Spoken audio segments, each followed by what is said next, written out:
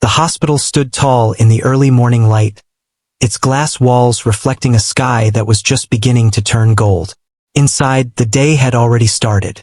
Nurses moved quickly through the hallways, monitors beeped softly, and the scent of antiseptic filled the air. It was the kind of place where every second mattered, and every decision carried weight.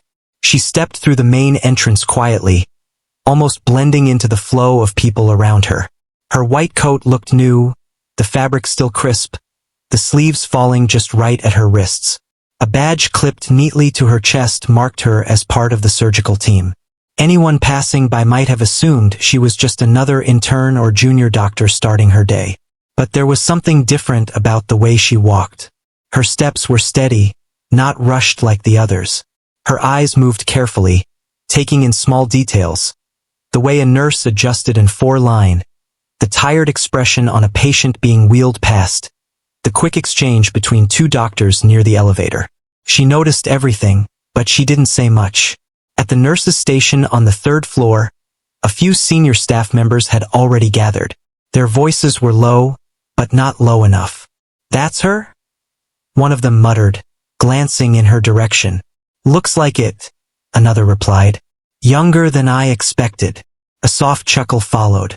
"This hospital is getting bold." She heard them. It wasn't hard to, but her expression didn't change. She simply walked past, offered a small, polite nod, and continued down the hallway as if nothing had been said. Inside, though, she understood exactly what they meant. She had seen that look before, the quick judgment, the quiet doubt. It wasn't new. It had followed her in other places, in other rooms, long before she ever stepped into this hospital.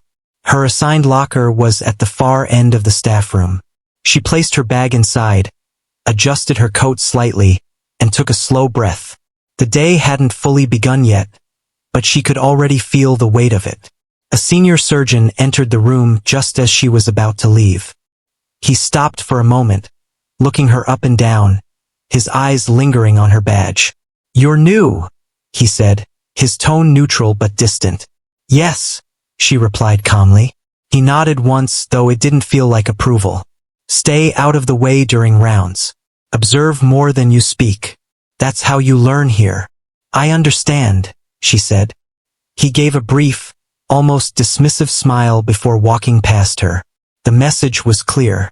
She stepped back into the hallway, her face still composed. There was no anger in her expression, no sign that his words had bothered her. But she didn't forget them either. Morning rounds began soon after. A group of doctors moved from one patient room to another, discussing cases, reviewing charts, making quick decisions. She followed at the back, just as she had been told. The conversations were fast, sometimes technical, sometimes rushed. But she kept up. Her eyes moved between the patients and the files, connecting details quietly in her mind. When something didn't add up, she noticed. When a symptom seemed slightly off, she remembered it.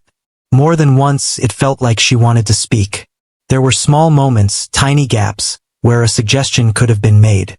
But each time she stayed silent. Not because she didn't know what to say, because she knew this wasn't the moment. At one point, a patient began to cough weakly as the group stood near the bed. A nurse adjusted the oxygen mask, but something about the setup wasn't quite right. The tube was slightly bent, reducing airflow. She saw it instantly. Her hand moved, almost on instinct, but then stopped halfway. Another doctor stepped in a second later and fixed it, barely noticing the issue.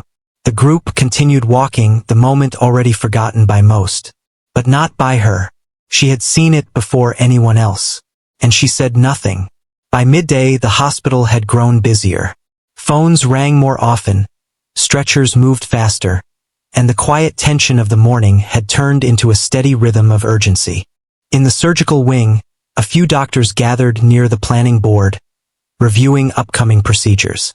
She stood a short distance away, reading through a patient file she had been assigned to observe. "Are you even allowed to assist yet?"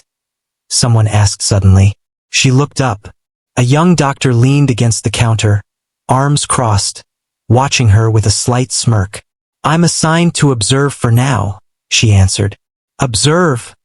he repeated as if testing the word. Right? Another voice joined in. Makes sense. Wouldn't want someone too inexperienced handling anything serious. A quiet laugh followed. She held their gaze for a moment, then returned to the file in her hands. No reaction. That seemed to bother them more than if she had argued. She doesn't even respond, the first one said softly. Maybe she knows we're right, the other replied. But she did respond, just not in the way they expected. Her fingers tightened slightly around the edge of the paper. Not enough for anyone to notice, but enough to remind herself to stay steady. She wasn't here to prove anything with words. Time passed slowly after that. She spent hours reviewing charts, standing in on discussions, and watching procedures from a distance. Every movement, every decision, every small detail was stored carefully in her mind. What others saw as routine, she saw as patterns. What others overlooked, she examined quietly. Late in the afternoon, she found herself alone for a moment in one of the smaller observation rooms. The noise of the hospital felt distant there, softened by the closed door. She sat down, finally allowing herself a brief pause. Her reflection in the glass across the room looked calm, almost untouched by the day. But her eyes told a different story. There was focus there, and something deeper, something shaped by experience that no one in this building had seen yet. She leaned back slightly, closing her eyes for just a second. Voices from earlier echoed faintly in her mind. Too young. Too inexperienced. Stay out of the way. She opened her eyes again, her expression steady. If they needed her to stay quiet for now, she would. If they wanted her to observe, she would observe more carefully than anyone else. But she wouldn't stay invisible forever. A soft knock on the door broke the silence. Rounds are starting again, a nurse said gently from outside. I'll be there, she replied. She stood up, smoothing the front of her coat once more. The same calm presence returned to her posture as she stepped back into the hallway. As she walked, a few people glanced her way again. Some with curiosity, others with doubt. The whispers hadn't stopped. If anything, they had grown slightly louder throughout the day. But she moved through them like they weren't there. Because for her, this was only the beginning. And somewhere beneath the quiet, beneath the patience and silence, there was a certainty she carried with her. She knew who she was, even if no one else did yet. The next morning began with a different kind of tension in the air. It wasn't loud or obvious, but it could be felt in the way people moved a little faster, spoke a little lower, and checked things twice instead of once. Even before anything was officially announced, something had already changed. She noticed it the moment she stepped into the building. At the entrance, 2 additional security officers stood near the reception desk. They weren't part of the usual hospital staff. Their posture was sharper, their eyes more alert, scanning every person who walked in. A few staff members whispered as they passed, trying not to stare. She kept walking, her expression calm, but her mind registered everything. By the time she reached the surgical floor, the tension had grown stronger. Groups of doctors stood closer together than usual, speaking in hushed tones. A nurse hurried past her, holding a clipboard tightly, almost as if she didn't want to be stopped. Something important was happening. At the nurse's station, she paused briefly, glancing at the central board. Several scheduled procedures had been shifted. One operating room had been cleared entirely, marked for priority use. Did you hear? Someone whispered nearby. He's already on the way, another replied. She didn't interrupt. She simply listened. A high-profile case, the first voice continued. Military. That was enough to understand the situation. Moments later, a senior administrator walked through the hallway, followed by 2 security personnel. His voice was firm as he addressed the nearby staff. Clear the East Wing corridors. Only essential personnel allowed. Surgical team, prepare immediately. The energy shifted instantly. Conversations stopped. Movements became more focused, more urgent. She stood still for a second, then picked up a nearby patient file. Not because she needed it, but because it gave her a reason to remain in place without drawing attention. A stretcher arrived not long after. It moved quickly through the corridor, surrounded by a small group, doctors, nurses, and security officers. The patient was partially covered, oxygen mask in place, monitors attached. His condition wasn't fully visible, but the seriousness of it was clear from the way everyone moved around him. She stepped slightly aside to let them pass, her eyes observing quietly. The patient's breathing pattern was uneven. The positioning of the 4 lines seemed rushed. There was a faint tension in the shoulders of the doctor walking beside the stretcher. This wasn't a routine case. As the group disappeared into the restricted operating area, the hallway filled again with low voices. "That's him," someone said softly. "A senior military officer." "Complications," they said. "Who's leading the surgery?" A brief pause. "Chief will take it." That answer seemed to settle things, at least on the surface. She remained where she was for a moment longer, her thoughts already moving ahead. High-profile cases often came with pressure that could cloud judgment if not handled carefully. She had seen that before. Not here, but elsewhere. She turned and walked toward the surgical preparation area. Technically, she hadn't been called. No one had asked for her presence. But she was still part of the team assigned to observe. An observation, she knew, didn't always mean standing far away. Inside the prep area, the atmosphere was tight but controlled. Nurses moved with practice speed, organizing instruments, checking equipment, confirming details. A few doctors stood near a central table, reviewing scans displayed on a screen. She stepped in quietly, staying near the edge of the room. No one acknowledged her at first. "Vitals are unstable but holding," one doctor said, pointing at the monitor readings. "We don't have much time," another replied. "We go in, we stabilize, then reassess." The chief surgeon stood at the center, arms crossed, studying the scans carefully. His expression was focused, but there was something else beneath it. Pressure, maybe even a trace of uncertainty. She looked at the screen. The images showed a complex situation. Not impossible, but delicate. Timing and precision would matter more than anything else. As the discussion continued, she followed every word, every gesture. The plan being formed was direct, but something about it felt incomplete. Not wrong, just not the best option. Her fingers shifted slightly at her side. The thought came to her clearly, almost instantly, a different approach. Slower at the start, but more stable in the long run. Less risk of complications if things shifted during the procedure. She stayed silent. The voices around her grew more decisive. "We proceed as planned," the chief said finally. "No delays." A few nods followed. That was the moment. She stepped forward, not fully into the center, but enough to be seen. "There might be another way to approach it," she said, her voice calm and even. The room went quiet. Several heads turned toward her at once. For a second, no one spoke. Then one of the doctors near the table frowned slightly. "This isn't a discussion for observers." Her gaze didn't shift. "I understand. But the current plan may increase pressure during the second phase." A brief silence followed. The chief surgeon looked at her now, really looking for the first time. "And your suggestion?" he asked. She stepped a little closer to the screen, pointing gently, not touching, just indicating. "Start with stabilization from the lower region first," she said. "It might take a few extra minutes, but it reduces the risk if the condition changes midway."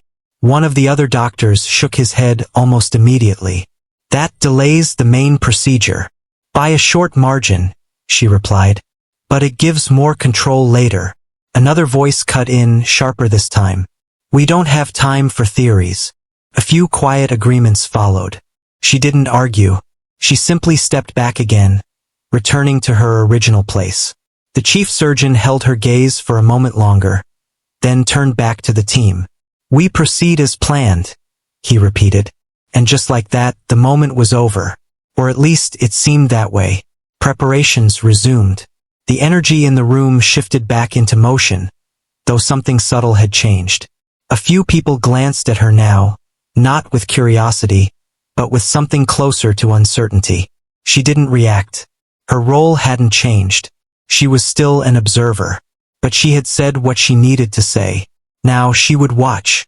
As the team began moving toward the operating room, she followed at a distance. No one stopped her, but no one invited her closer either. Inside the OR, everything was set. Bright lights overhead. Instruments arranged with precision. Monitors ready, waiting. She took her place near the wall, just within view but out of the way. The patient was already positioned, the team moving into place around him. For a moment, everything felt still. Then the procedure began. First, things moved smoothly. The team worked with practiced coordination, each person knowing their role. Instructions were given clearly, responses came quickly. She watched every movement, every choice, every small adjustment. Minutes passed, then more. And slowly, almost quietly, the first signs of complication appeared. A slight change in the monitor readings. A hesitation in one of the movements. A shift in tone barely noticeable, but there. Her eyes focused more sharply.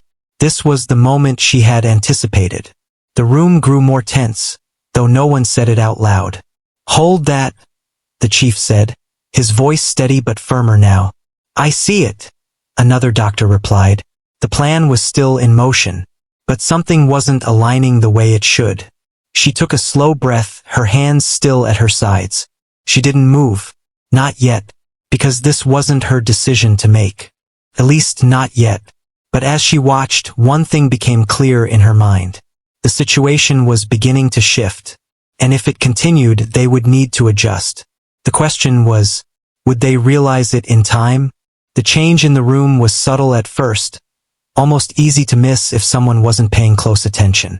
The monitors still moved, the team still worked in rhythm, and the procedure continued without interruption.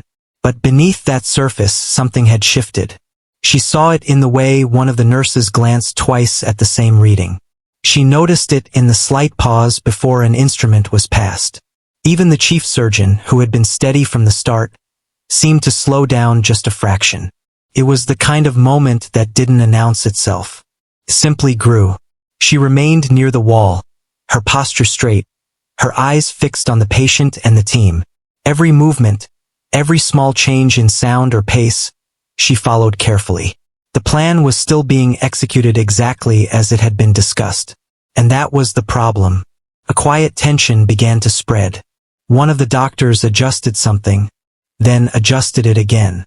Another asked for a confirmation that usually wouldn't need repeating. "Check that again," someone said. "It's already within range," came the reply, though the voice carried a hint of doubt. She took a slow breath, her mind already moving ahead of the moment. The pattern was becoming clear now. The approach they had chosen was starting to create pressure where there shouldn't be any. Not yet critical, but heading there. She glanced at the monitor again. The numbers were still holding, but not as cleanly as before. There was a slight instability, a quiet warning that things could change quickly if not handled carefully. She knew this moment. Not this exact room, not this exact case, but this feeling. The point where everything still looked under control, but only for a short time. A voice broke her thoughts. "We're losing some consistency here," one of the doctors said, trying to keep his tone even. "Stay focused," the chief replied. "Continue." They continued. Minutes passed, though they felt longer. Then it happened. One of the readings shifted more noticeably this time. Not a sharp drop, not anything dramatic, but enough to draw attention from everyone in the room. A brief silence followed. "Hold on," the chief said, his voice lower now. The team paused just enough to reassess. "What changed?" another doctor asked. There was no immediate answer. That silence carried weight.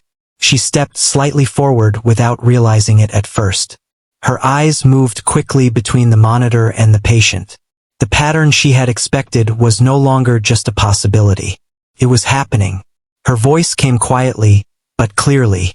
"This is where the pressure builds," she said. No one responded right away, but they heard her. The chief didn't look at her immediately. His attention stayed on the patient, his hands steady, his focus unbroken. "Stabilize first," she added, still calm. "If we continue like this, it will get harder to control." One of the doctors exhaled sharply. We're already in the middle of it. And that's why it's harder now, she replied. This time the chief looked at her. Really looked. There was no irritation in his expression now. No dismissal.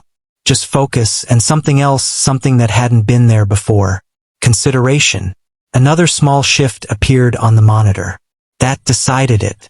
Pause, the chief said firmly. The room stilled. For a moment no one moved. The sound of the monitor seemed louder now, filling the silence. What's your suggestion? He asked, his voice directed at her. She stepped closer, not rushing, not hesitating. Reduce the strain from the current approach, she said. Stabilize from the lower side first, then continue. It will give you more control. A few glances were exchanged around the room. Some uncertain, some resistant. It will take more time, one doctor said. It might save time later, she answered. Another second passed. Then the chief made his decision. Do it, he said. There was no hesitation in his voice now. The shift was immediate. The team adjusted positions, instruments were repositioned, and the approach changed carefully but quickly. She moved closer, now no longer just an observer at the edge. Here, she said quietly, indicating a precise adjustment. Slow, not forceful. The doctor beside her followed her guidance, his movements becoming more controlled. Good, she said softly. The tone of the room changed again. But this time it wasn't tension. It was focus. Clear, directed focus. As the new approach took shape, the monitors began to respond. Slowly at first, then more steadily. The instability didn't disappear instantly, but it softened. The numbers became more consistent, the rhythm more predictable. One of the nurses let out a breath she didn't realize she had been holding. She's right, someone murmured. The words were quiet, but they carried. She didn't react. Her attention remained on the procedure, her voice calm as she continued to guide small adjustments when needed. Not too fast, she said once. Hold there. Now continue. She didn't raise her voice. She didn't take control in a dramatic way. But somehow the room began to follow her rhythm. Even the chief surgeon adjusted slightly, his movements aligning with the new pace. Minutes passed again. This time they felt different. More stable, more certain. The earlier tension didn't disappear completely, but it was no longer overwhelming. It had been replaced by something quieter, more controlled. The kind of focus that comes when a team begins to trust the direction they're moving in. At one point, the chief glanced at her briefly. There was no doubt in his eyes now. Only recognition. You've done this before, he said quietly, almost to himself. She didn't answer. Not because she didn't want to, but because this wasn't the moment for explanations. The procedure continued. Step by step, the situation improved. What had been uncertain began to settle into a steady rhythm again. And with each passing moment, the people in the room saw something they hadn't expected. She wasn't just reacting. She had known. From the beginning, the realization spread slowly.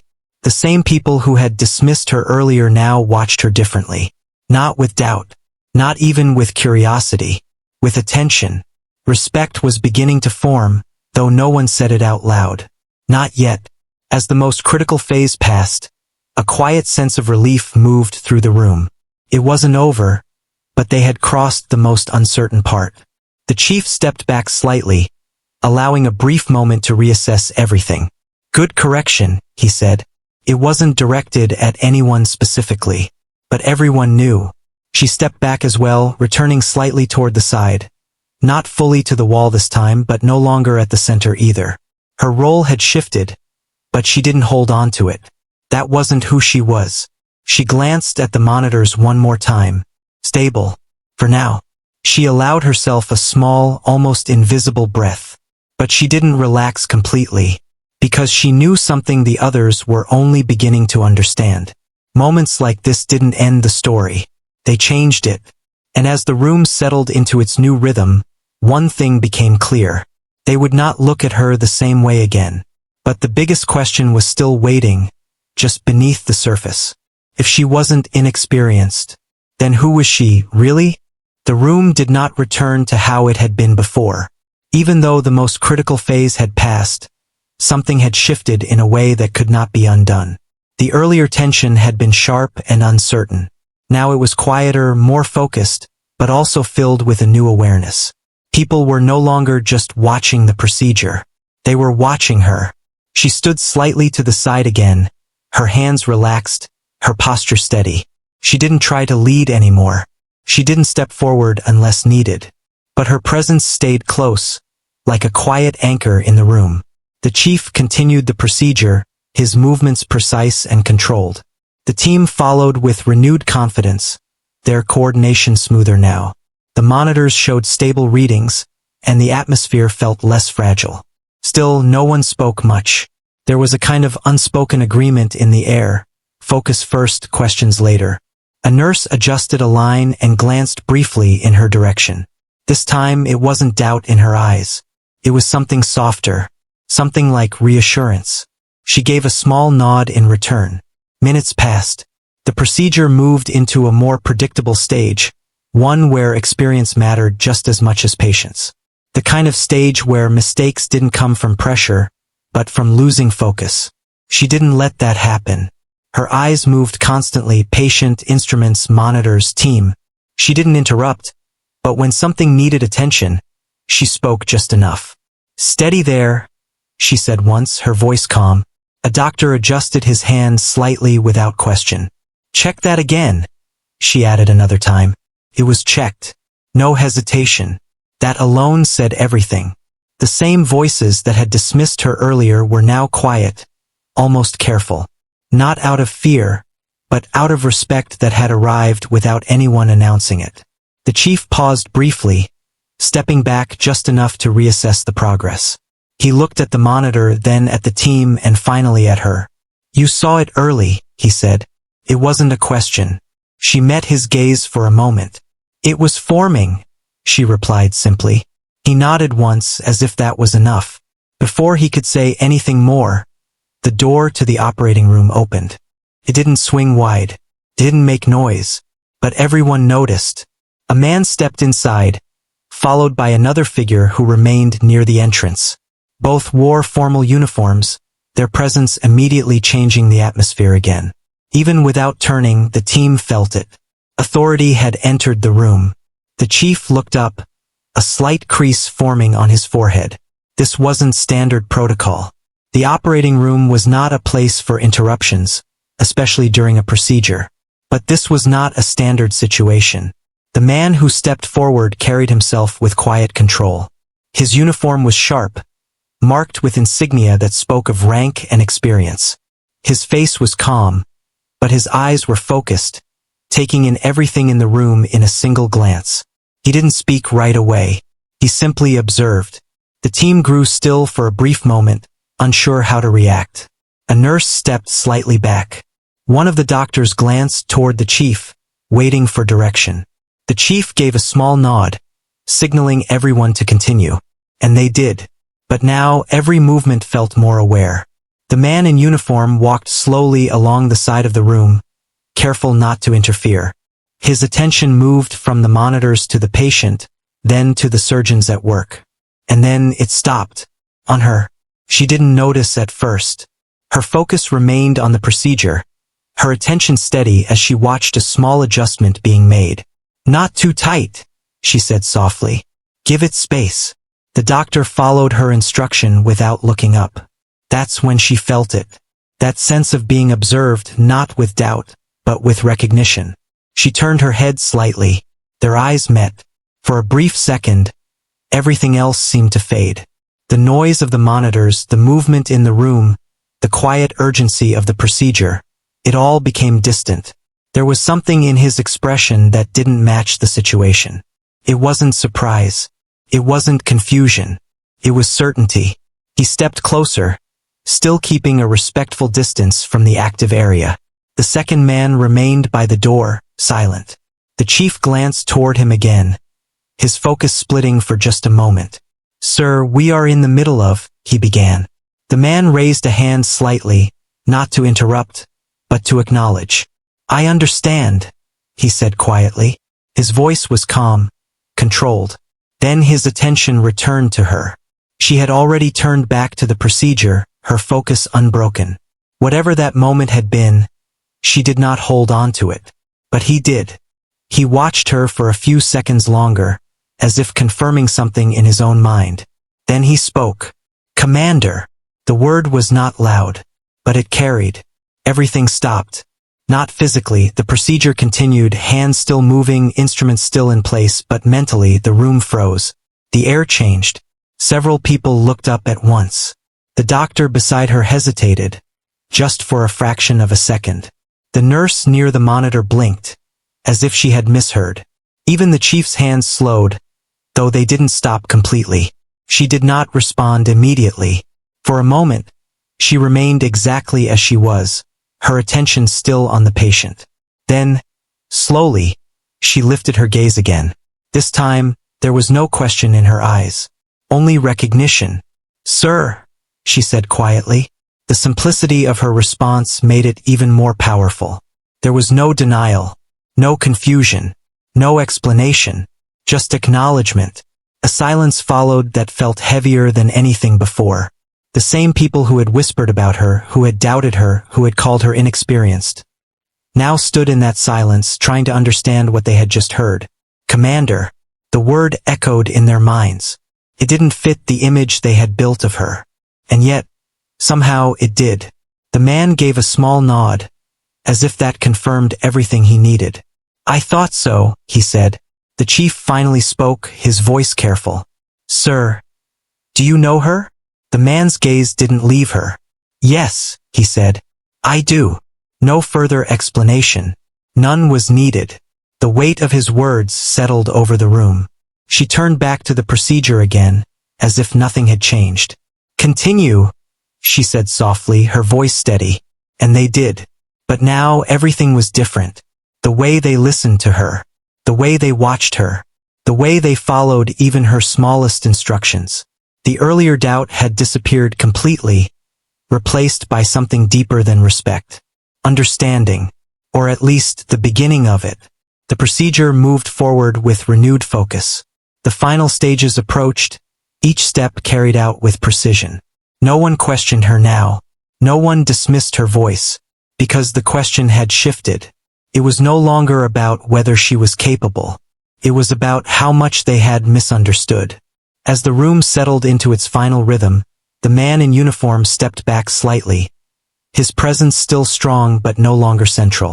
He continued to watch her, though, not as a superior, not even as an observer, but as someone who knew exactly who she was. And that knowledge changed everything. Around the room, quiet glances were exchanged. No one spoke, but everyone was thinking the same thing. Who is she? The answer was no longer a mystery in the same way, but it was still incomplete.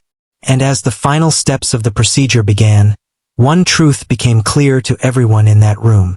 They had been looking at her all day, but they had never really seen her. The operating room had settled into a different kind of silence now. It was no longer the tense silence of uncertainty or the focused silence of crisis. It was something steadier, almost respectful, as if the room itself had accepted a new balance. The procedure continued, but the energy had changed completely. Movements were smoother. Decisions were quicker. There was no hesitation in the air anymore, only direction. She stood where she had been for most of the final phase, slightly apart, her attention still locked on the patient and the monitors. Even though the most dangerous part had passed, she didn't relax. Her focus remained firm, as if she expected the situation to shift again at any second. That was who she was. The chief surgeon worked with renewed precision. His earlier doubt had faded, replaced by something else. Trust that had formed quickly but firmly after what he had seen. His voice, when he spoke now, carried less resistance and more alignment with the rhythm she had introduced. "Continue at this pace," he said. No one questioned it. The team responded instantly. Even the nurses, who had earlier exchanged uncertain glances, now moved with quiet confidence. There was no need for repetition, no need for correction. Everything flowed. At the side of the room, the man in the decorated uniform remained still. He had not interrupted again. He did not need to. His presence alone was enough to remind everyone that what was happening here was not ordinary. But his attention stayed on her. Not on the procedure anymore. On her. He watched the way she observed every detail without panic. The way she anticipated adjustments before they were needed. The way she never once tried to take credit for anything, even after she had clearly guided the most critical turning point. That was what he had always recognized in her. Control without noise. Leadership without demand. The final stage of the procedure approached slowly but steadily.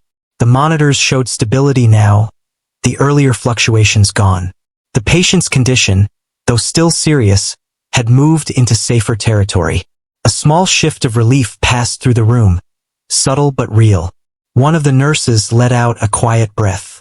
Another adjusted her gloves and exchanged a quick glance with a colleague. It wasn't celebration, not yet, but it was the easing of pressure that had been held for too long. She noticed it but didn't react. Relief was temporary in places like this. She knew that better than most. Stabilization is holding, one doctor said. Good, the chief replied. There was a pause.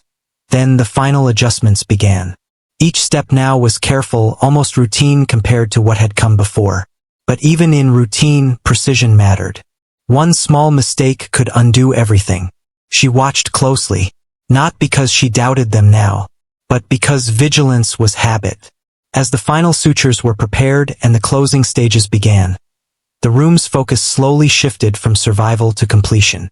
The urgency softened, the pace slowed, but no one became careless. Not with her in the room. The chief glanced at her once during this phase. It was brief but different from before. There was no uncertainty in it anymore. Only acknowledgement. You were right, he said quietly, just loud enough for her to hear. She didn't turn immediately. Her eyes remained on the monitor for a second longer. Then she replied simply, "It was just timing." That answer lingered in the air. Not humility, not deflection, just truth, spoken without decoration. The chief gave a small nod and returned to his work. The man in uniform finally moved. He stepped forward again, this time closer to the center of the room. Not into the sterile field, but near enough that his presence was fully visible to everyone. The team noticed instantly, but no one stopped. The procedure was nearing completion. He looked at the patient first, then at the monitors, then finally at the team, and then once again at her. This time, there was something softer in his expression. Not authority, not command, recognition. The final stitch was completed. A quiet signal passed through the team. "We're done," the chief said. For a moment no one moved. Then the room exhaled together. It wasn't loud. It wasn't dramatic. But it was real. The kind of relief that comes only after pressure has been carried too long. One of the nurses stepped back slightly, her shoulders relaxing. Another checked the final readings and nodded. "Stable," she confirmed.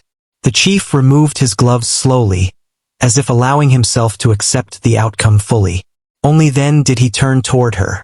"This wouldn't have gone the same way without your correction," he said. This time, there was no resistance in his voice. Only honesty. She nodded once. "It would have stabilized eventually," she replied.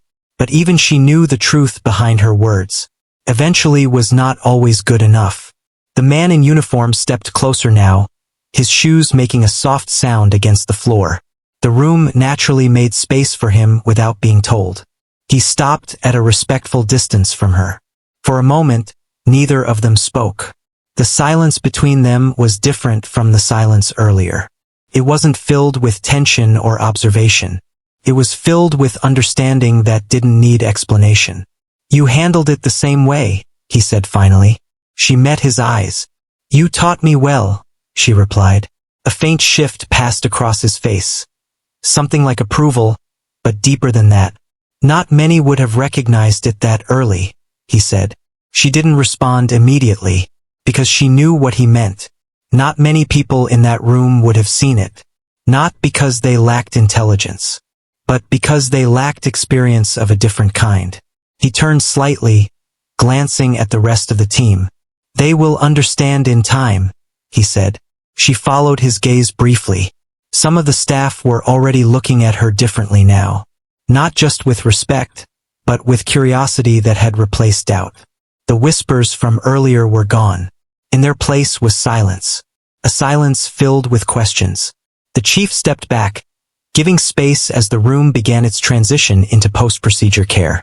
But before he fully turned away, he looked at her one more time. "Commander," he said again, this time more carefully, not as a shock, not as a revelation, but as acceptance. She gave a slight nod, not confirming, not denying, just acknowledging that the word existed between them now. The man in uniform spoke again, quieter this time. "It's been a long time since I've seen you in a place like this." She looked at him fully now. "I don't stay in one place," she said. A faint hint of understanding passed through his eyes. "No," he agreed. "You never did." The room continued its recovery phase around them. Instruments were being cleared. Staff were preparing for transfer. The urgency had fully dissolved now, replaced by procedure and follow-up. But the center of attention had shifted permanently. It was no longer the patient. It was her. Still, she did not seek it. She stepped slightly back toward the edge of the room again, as if trying to return to where she had been before everything changed. But it wasn't possible anymore. The space had changed, and so had perception. One of the younger doctors finally spoke, hesitantly. "Ma'am, earlier, we didn't realize." He stopped, unsure how to continue. She looked at him briefly. "It's fine," she said simply. But it wasn't dismissal. It was release. The kind that stops regret from growing heavier than it needs to be. The man in uniform watched this exchange quietly. Then he said, "You don't need their recognition." She didn't answer right away, because he was right. But recognition was never the point for her. Understanding was. The chief approached one final time, stopping at a respectful distance. "I would like to review the approach you suggested," he said, "for future cases." She nodded once. That would be useful. There was no pride in her voice, only practicality, the kind that came from experience, not theory.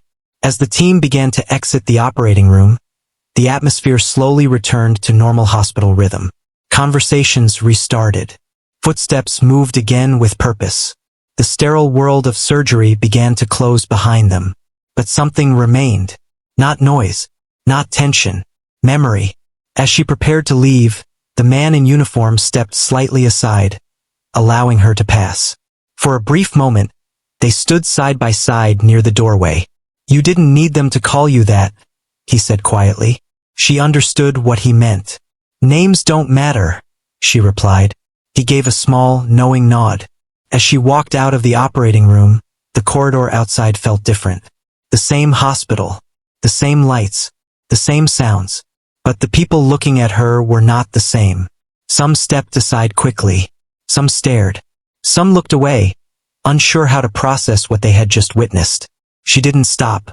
She didn't slow down. She simply walked forward, as she always had.